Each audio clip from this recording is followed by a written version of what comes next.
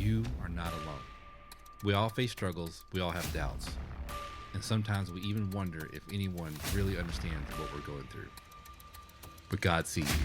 He's always working, even in the darkest moments. That's why Hope Over Coffee exists, to be a reminder that there's hope. These stories, they're not just stories. They're proof of what happens when we surrender to Him and allow His grace to transform our lives.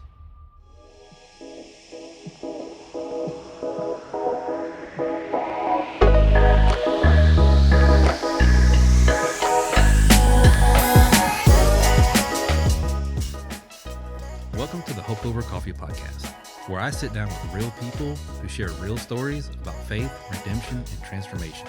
Before we begin, do me a favor. Hit that like button, click subscribe, and ring that notification bell so that you'll never miss an episode. Now let's dive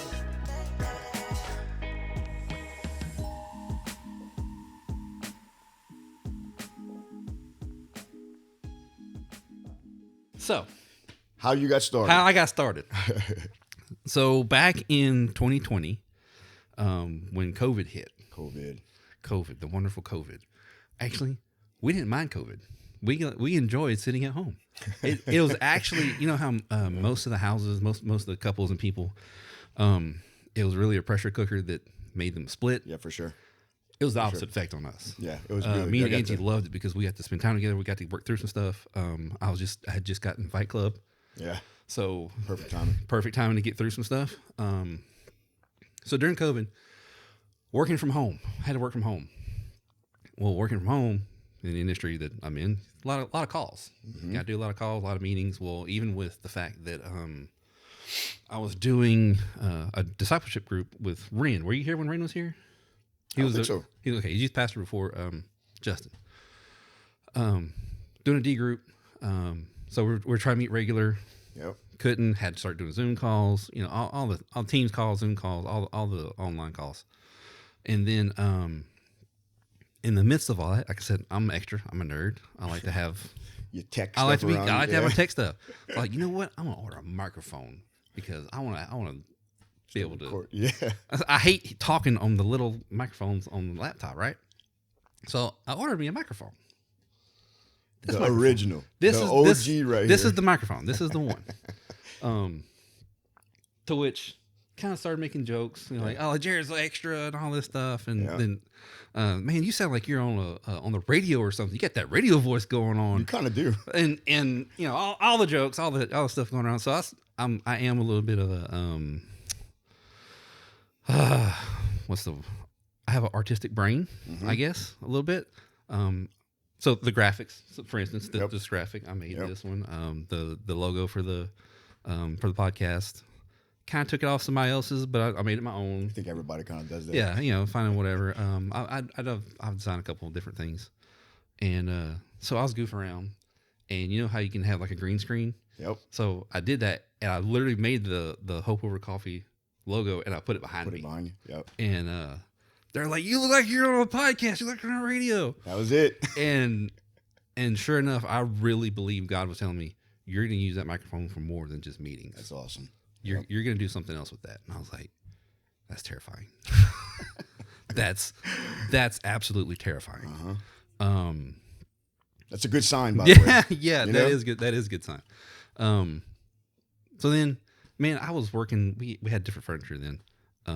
I was literally working from a chair on a folding table. Yeah, doing all this stuff, and then a little while later, I bought that desk. I moved over there, which one day, not to kick the kids out, but if they ever leave, I'm probably gonna turn Paul's room take over my the room. office and set it up and leave it set up because it's such a hassle to literally set all this up every time and then take it down. So yeah, that's how it got started. And then so you saw the logo on my desktop for the Steel and Stone. Super cool logo, by the way. Oh, thanks. So the way this logo came up, and the name Steel and Stone. So the way this came up, obviously running the podcast, I need equipment, I need money. God has blessed me enough that everything you see in front of you has come out of my pocket. Right. Like, not saying He hasn't taken care of it, but at the same time, I need more money. Yeah. So I was gonna do a T-shirt. The whole, you don't really touch the T-shirt. You design it. Yeah. You put it on like Etsy, and then just let it- it's yeah. a direct ship kind of deal. Right. Man, the more I dug into it, the more it's like, you gotta have like a freaking $10,000 credit card because you're constantly cycling money. Wow. It's a constant flow of in and out of money. Wow. I'm like, I can't do that. Yeah. Yeah. It's supposed to be this passive income. It's not passive. It's bogus. But in the midst of that, I came up with a company name. I saw, again, kind of saw this logo on something else. I was like, man, that's really good. And kind of came up with the name of Steel and Stone, of stone being foundation, everything. We need to be grounded in Christ and all that. And the steel, the kind of sharpening of each other. Iron sharpens iron. Iron sharpens iron. I know cool. iron and steel aren't the same thing, but it's just a mainly masculine thing that we need to be different. So I had that logo. Started to do the T-shirt thing, didn't pan out, threw it to the side. Yeah.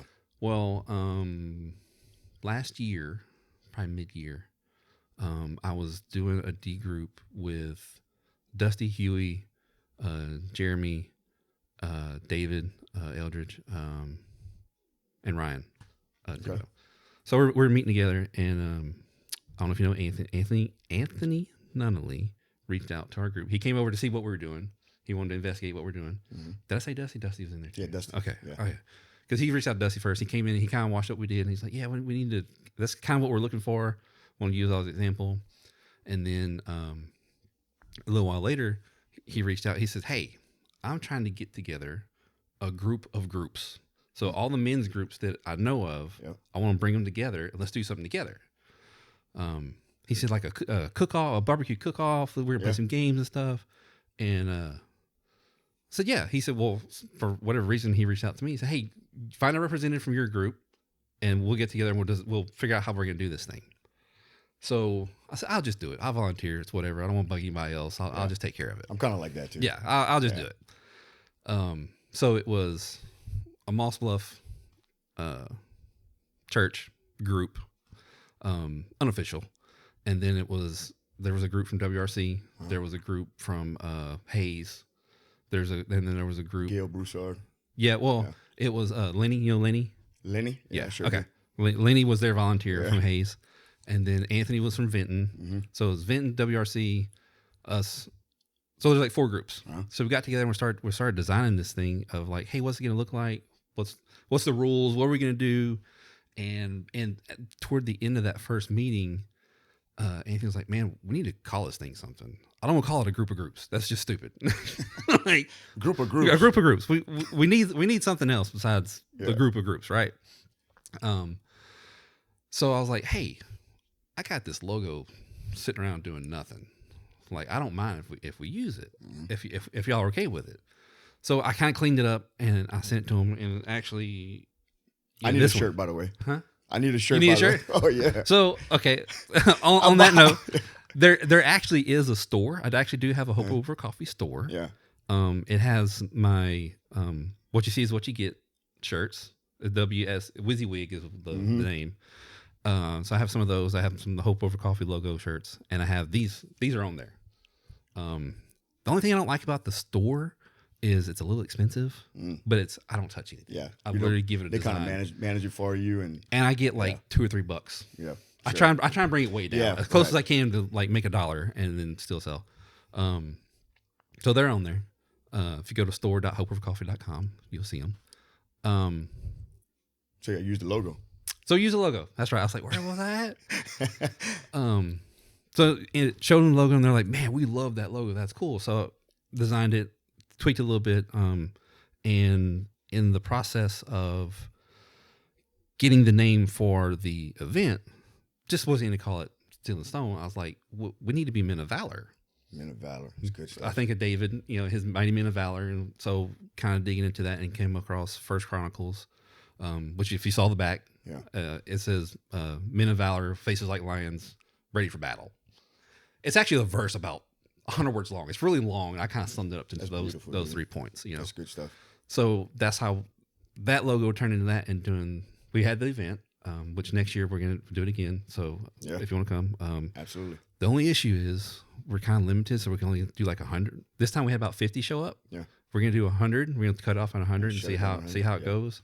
And then if it gets a good turnout again, I think we're gonna try and make it bigger. I assume. I don't know. It's kind of a group effort. Let me know. Decision. I'm in there. Which it was good. Actually, if you go to steelandstone.org, you can see pictures. You're official. I made a website and everything. And the reason there's a website. So days leading up to the event, again, I felt like God was leading me into something else. Not that this is on cruise control by any means, but it's like you need to be challenged into something else kind of deal. And get uncomfortable. Yeah, gotta make you uncomfortable again. Gotta make you uncomfortable. Because it's crazy. That's where the breakthrough's at, huh? Yeah, it's always in the uncomfortable. I tell everybody all the time, we have to live in the uncomfortable. That's right. Yeah, God's plan is different than any other plan we know of. Yeah. Right. Yeah, his is always different than ours. So leading up to the days of the event, and God kind of feel like God leading me that way. I wrote up basically a business plan, because I was trying to figure out what to do with it. Do I make because I can back up a little more. Again, going back to I need some money. I need some funds. It takes money. It takes money. Well, for instance, that computer sitting right there, the big tower, like a spaceship. Yeah, it looks like a spaceship. In October, the Windows is on it. I can't upgrade it. I have to buy a new one. Jeez. Of course. Because either buy the parts to upgrade it to where it can go to Windows 11 or buy a new one. I'd love to buy a laptop where I wouldn't have the big old thing set up. Anyway, so I got that one on a steal from Tim Gothrop because he bought him a new one, and it was an old one, and that's why I can't go to Windows 11. But still, without it, I couldn't go into the videos and put on YouTube. Wow. I was stuck doing just audio. Really? Yeah, I was. I don't have it out here. I was using Angie's little laptop just to record the audio and putting that on Spotify and everything, which I'm on every platform that I know of out there, all the major ones. Yeah. Apple Podcasts, Spotify. I was on Amazon Podcast. Very cool. Yeah, it was all out there. So back to I needed money, and I was trying to figure out if should I turn this into a business or should it go into nonprofit and just make it ministry? Because listening to there's this one guy we really like to listen to. His name's Tim Ross. Tim Ross. He was a pastor of a church up in Dallas. God led him out of being a pastor into strictly podcasting. Wow. And he's pretty raw and it's really good. We like to listen to it. He has some stuff on YouTube from when he was a pastor, because we actually found him at the marriage conference. XO? Yeah, he was at XO. We went to XO last year, man. It was great. Yeah. So we come across him there, and we just started watching his stuff. And he does this. There's this one that I still love today. It's he did a 7-week series about marriage. Jeez. And he in one of the sermons he gives this beautiful, beautiful picture of what marriage really is, and how it ties into the gospel. Because for sure, for being on the stage is the pastor, but he's representing God. The dad is representing Jesus bringing the bride to himself. In the new man that he gets the bride. I'm probably messing that up, but like if you ever go watch it, no, it makes sense. It's so beautiful. Yeah. I just love it. Anyway, so we like him, and when he went into his podcast realm, he went strictly business related. He's like, because I can do stuff as a business that I can't do as a nonprofit. It's true. Yep. So in trying to figure that out, I talked to a couple people. To which made me lean more toward nonprofit. We'll come to find out he's actually rolling out of business into nonprofit. Oh, so he's going back. He's going back. He's going the other way anyway. Great advice, man. Yeah. So like, in all of that, came up with this business plan of what I think God's telling me the ministry is supposed to be. Mm-hmm. And so literally at the event, I went to Anthony because he's the one that initiated the whole thing. Mm-hmm. I was like, hey, I want to talk to you. He's like, okay. I said, I got an idea, and I want to know if you're on board with it, because you set this up. You're the initiator. Like, I think it's important you be there. And we kind of sat down, and I was like, hey, I think there should be a Steel and Stone ministry where it's more than just what we're doing here today. Bigger. It's bigger.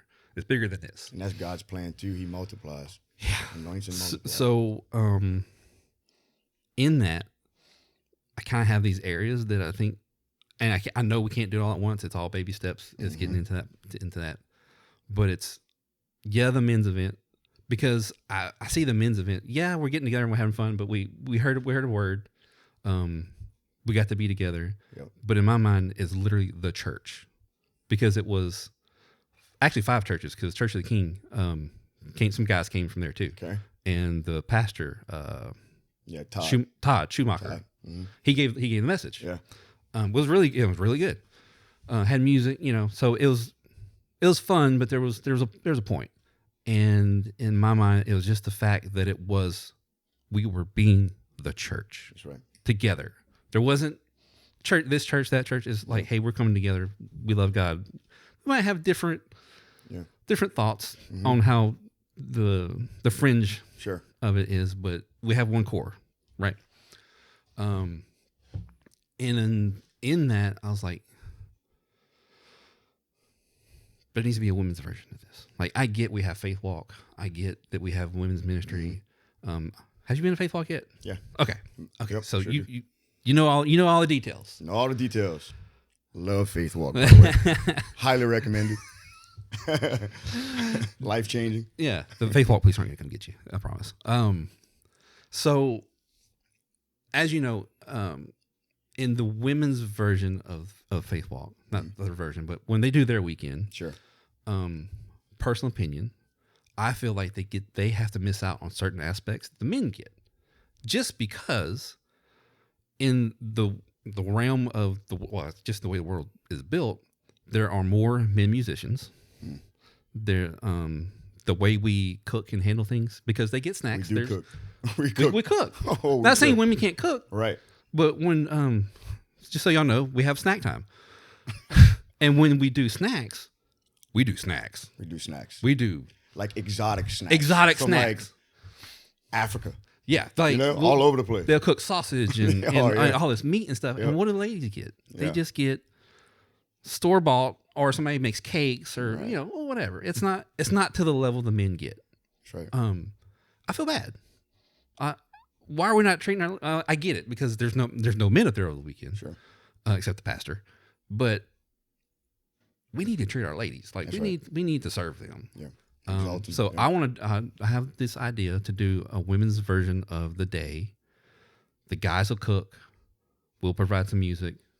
Y'all have fun. We're gonna protect you. We'll make sure the kids are taken care of. Y'all go be to church. That's awesome. Hear a message. That's what I see in my mind. Like, that's how it needs to go. Getting that accomplished is a different thing. Sure. Oh yeah. And then also there's another aspect. I don't know if you know. Me and Angie from the XO conference. Oh yeah, marriage mediation. We've already talked about marriage mediation. Marriage mediation. We want to go do it. We want to learn how to do it. I think that's amazing, by the way. It's just it costs $3,000. Right. Just for the class, not counting. You certified? Are you a certified? You get certified in their certification program. You have to. There's a lot of homework you got to do before you go to the training. It's a 2-day training, and then after the training, you get certified, and then you have to pay dues. Excuse me, to stay in, but you get access to everybody else that has done it. You get experts, community. That's right. To keep doing it. Well, from that, I feel very weird being the one talking. I turned it around on him, by the way. So in that, sharing all these things with different people, sharing it with my counselor. I see a counselor once a month. He's a believer. And he was like, I was literally going through some of the stuff, and he's like, can I stop you for a second? I was like, yeah. He said, if y'all do this, if you go all the way through it, I'll give you a room.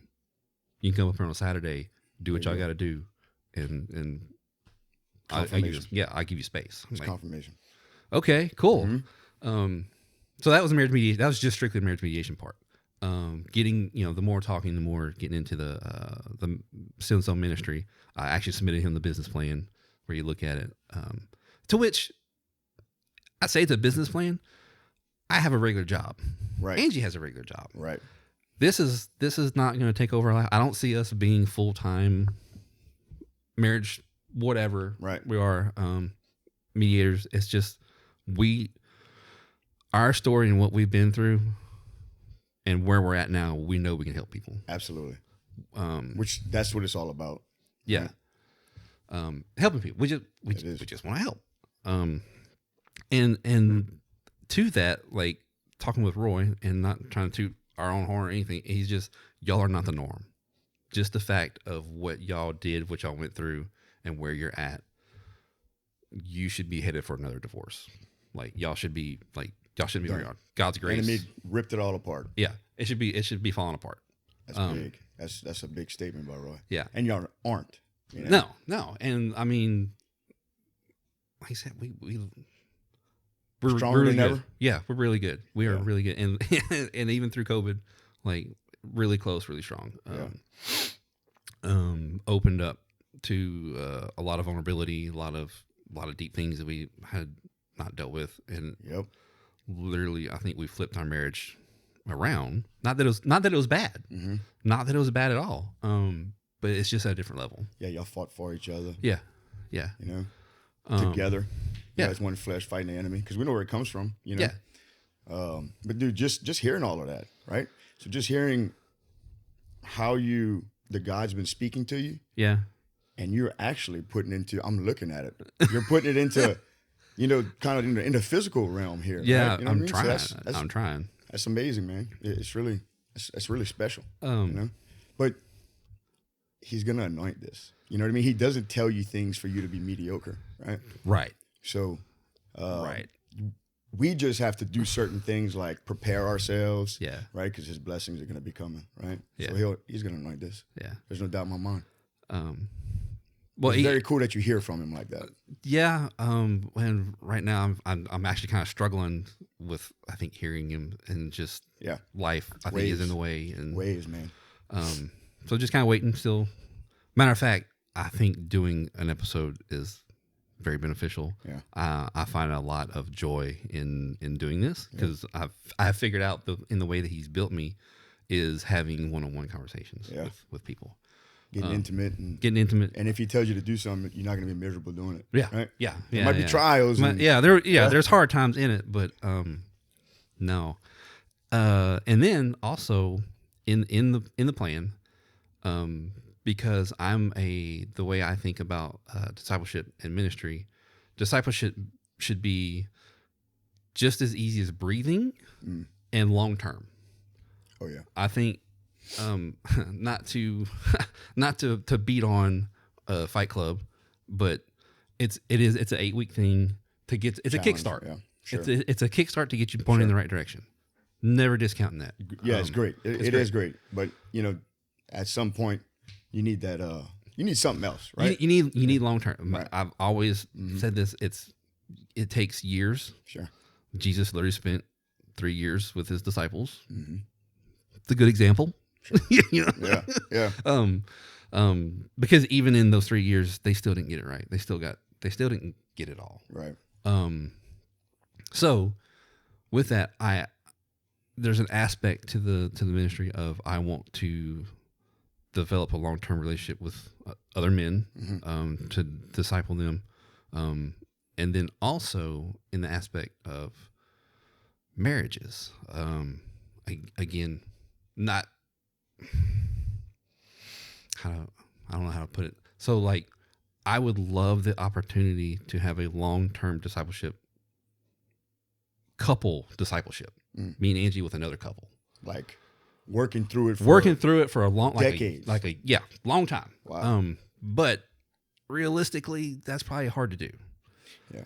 And not to make the ministry bigger than it really should be or is, but other people need help too.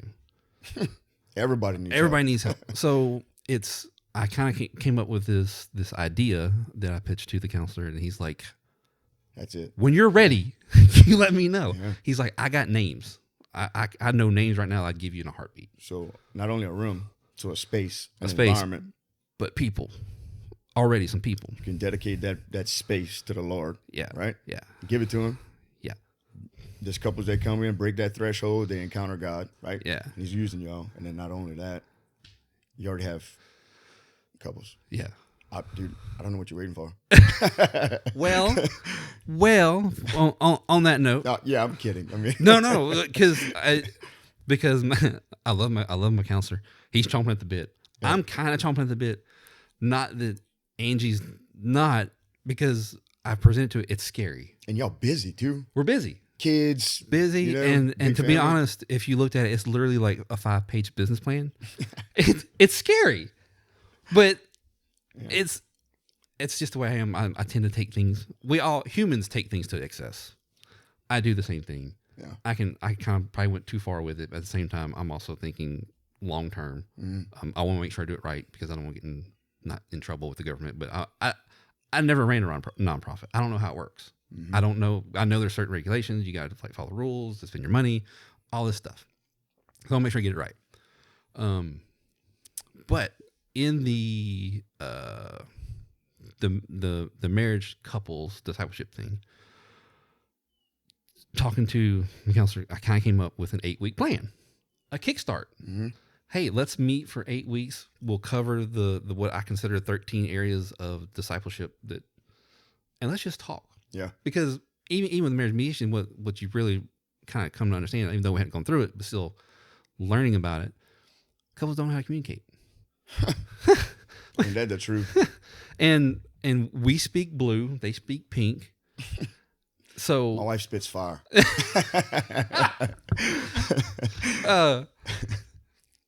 So learning how to communicate with each other, like that's a key point. And it's literally, I want to be able to kickstart, help them out. But also, I kind of felt like last year, which I had no idea what this meant, but I felt like I was telling me, you're going to lead leaders. Come on. Which, if you kind of break it down, that's discipleship. That's discipleship. Duh. But at the same time, it's like, no. And now I'm looking at it like, you're going to train the people that are going to train the people to go do discipleship. That's a promise, Jared. It's terrifying. I know, brother. It's big. It's a lot. Well, He won't give you anything that you can't handle, right? And He's already walked before you. You just got to make sure it's His voice. I have a problem with that statement. You got to make sure it's His voice, by the way. Yeah. You know? Yeah, but also I know we say that a lot. He'll never give us more than we have. I don't think that's completely true, because if we could handle it, we wouldn't need Him. So you're right. So He'll give us what we can handle up to the point where we definitely correct. We have to rely on Him to finish the job. Absolutely. You're absolutely right. So there's a caveat to that. Yep. That I think that's spot on. Yeah. So there's that, and then I also had an idea, kind of playing off the XL marriage, not to steal their ideas, which I don't think this is their idea, but it's just, I would love to be able to take about 5 or 6 couples. Hey, let's go verbo a house. Get away. All 5 or 6 of us. Let's go through something. XO has a good book. Jimmy has a good book it's actually called Retreat. Jimmy Evans. Yeah. And you go through these key points and just, where are you? Where do you want to be? How are we getting there? Right. And what are we doing for the future of our kids? Kind of deal. If you got kids. So there's a lot of big plans. Man, good for you. Good for you. I'm glad you can say that. Good for you. It's a lot. Take a step back and look at it from a 30,000-foot view. I know you're in it, right? And which is hard to do, because you're walking this thing. You know the intricate details, the challenges that only you face, right? Yeah. You and Angie. Take a 30,000-foot view and really look at the whole picture. Yeah. he obviously wants you in ministry, big ministry, right?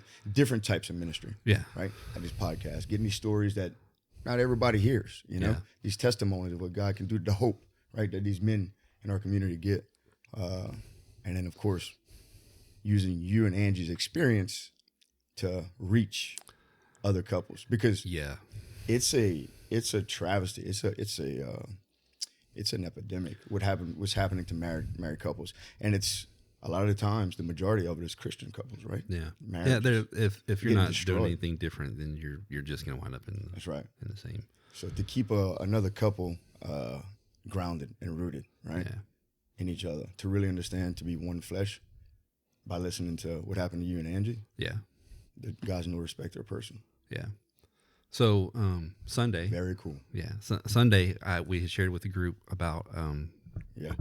what I did with the kids, just so the world knows. I guess I don't know, but anyway, I felt like God was challenging me. Okay, let me back up some more.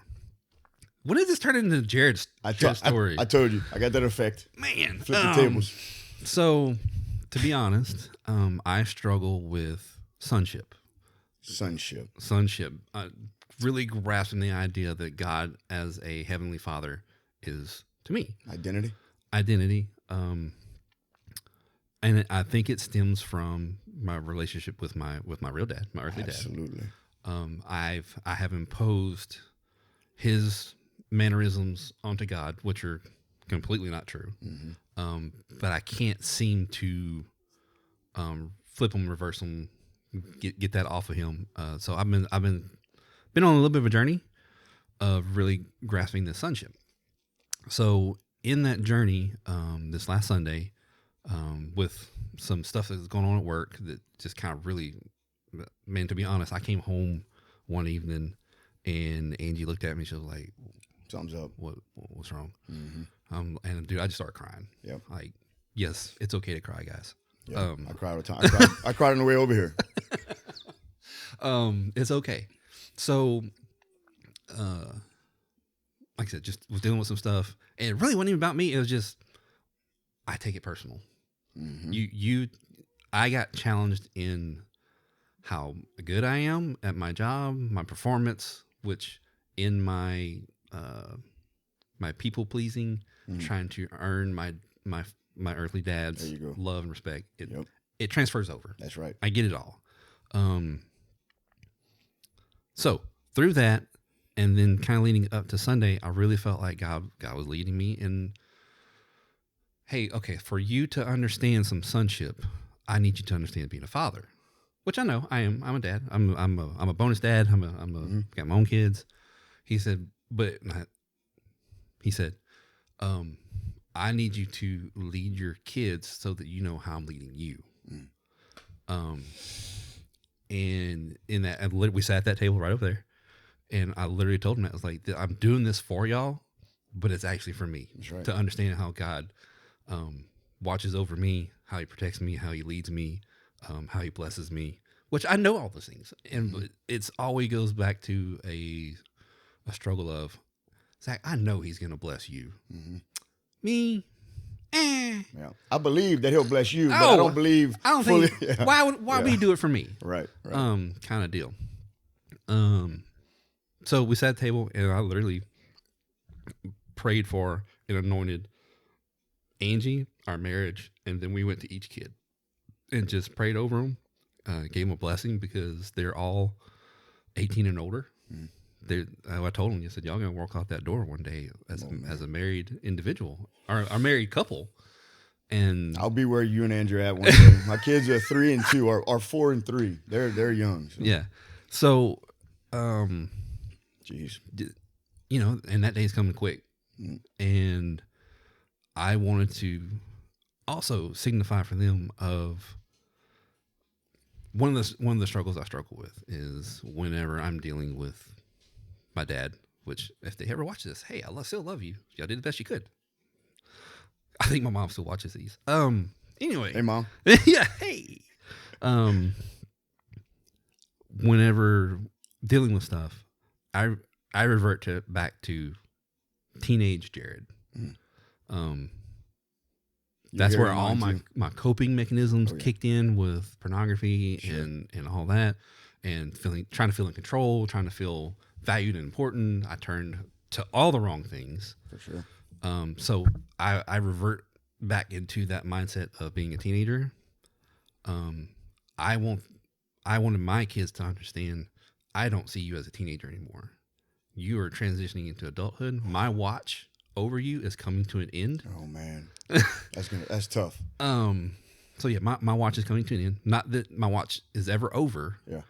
But it's going to transition from me to your spouse, whoever your spouse, especially for the girls. For Paul, it's your turn. That's right. You be father and mother. You got to learn how to receive the blessing of being the burden of carrying the burden of a house.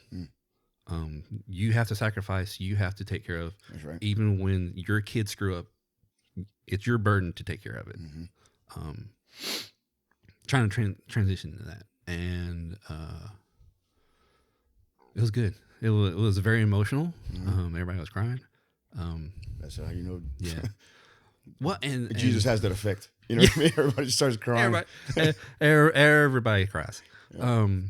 So also, you probably noticed that right there. I did see that. That is several years ago. We went shopping. We took the kids an intentional trip to town and said, "Hey, we want to pray for whoever your spouse is going to be in the future." And we all need reminders. We're such a forgetful people. Wow. Yep. Israel literally went through the parted Red Sea, got to the other side, and built a golden calf. That's right. That's unbelievable. When I think about that, I'm like, that's what? How is that possible? Wild. That's wild. Because you literally saw something at the same time. We're a miracle in being saved, and we turn into the prodigal son every single day. So it's like, y'all are stupid. We're stupid too. Yeah. It's not just y'all. It's humanity. So anyway, reminders. So each one of the girls picked out a bow tie. Okay. They picked out their bow tie, and then for Paul, he picked his wife's. He picked out a necklace. So they did it for their future spouse. That's awesome. That is really cool.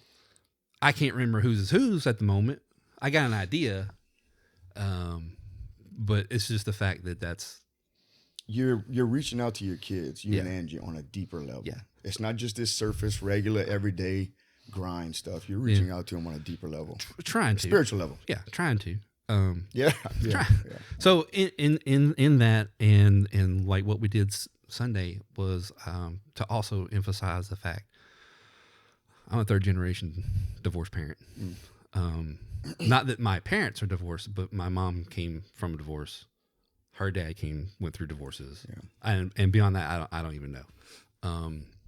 Angie, her parents were divorced. I don't know how far back hers goes, but obviously I'm a third generation. She's at least a second, and trying to get the kids to understand you can break that chain. That's right. I'm trying to get you set up to where you don't have to deal with the things you're dealing with. Absolutely. For your kids. And they're all like, "Yeah, we only want to do it once." Yeah. Good. Yeah.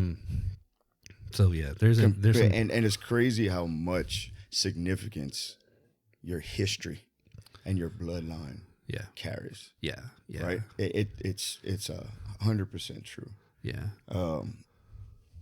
But when you identify those things that you might not have compartmentalized, maybe some trauma back in the day, when you bring those trauma-based things up, or let's say a third generation divorce, right? Yeah. Once you identify them, you go to Jesus and you go to the Lord, you go to the Word, and you break this generational curse. Right? And that's not, it's for you. It's for your kids. It'll stop with you, right? So it doesn't transfer over to your kids. Yeah. We had to break there's some generational curses I had to for sure identify. Yeah. Call it out. Speak the name of Jesus over it, and wrote it down on a piece of paper and burned it in the fire. All right. So not only spoke it, right, but did a physical remembrance. See, we gotta have reminders. That's right. Yeah. Humanity is terrible. That's awesome. Oh gosh. We're terrible. We can't remember nothing. Yeah. So That's cool. That's pretty much my story. That's awesome. I mean, there's obviously details and other things in there they could dive deeper into, but yeah, we should. That's you know, I was gonna take another podcast. I'll invite you back so we can do more of me. Well, and to be honest, I was literally thinking the other day of somehow it came up there like, have you ever told your story on there? There you go. I don't remember Dude, I actually told my story. Yeah, we need to do it. Because also with the Tim Ross thing, when he was kind of first starting off, which I think he still does, there's actually a Google form you can go fill out to try and be on an episode. I filled it out. Wow. And I was like, but who knows our story, because our story is pretty. That's it. So that was kind of terrifying, but it never mounted anything. But Not it's yet. Not yet. not yet. Get ready, dude. Yeah.